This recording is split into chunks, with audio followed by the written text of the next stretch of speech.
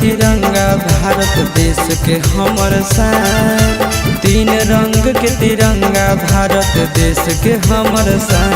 हिंदुस्तान के खातिर जान अपन हम कर देबै कुर्बान। हिंदुस्तान के खातिर जान अपन हम कर देबै कुर्बान। भारत माई के चरण में नौछावर है पारान।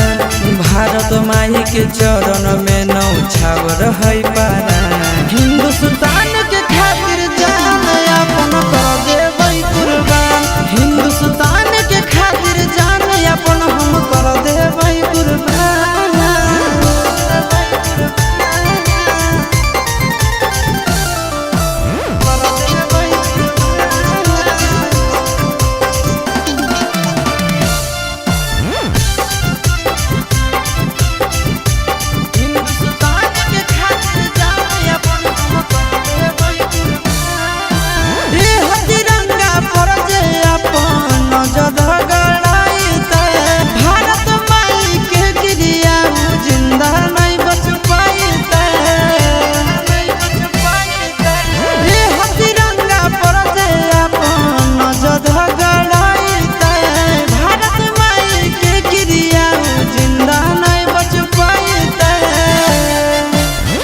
तिरंगा में कतना वीर पुरुष दिलकै बलिदान।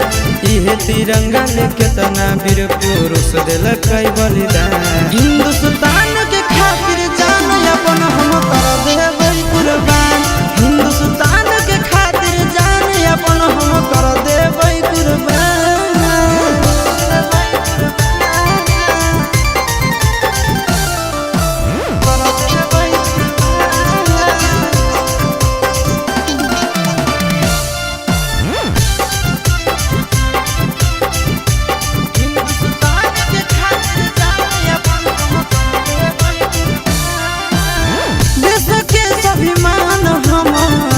से है बढ़ के झंडा फहराइबै दुश्मन के छाती पर गाड़ के।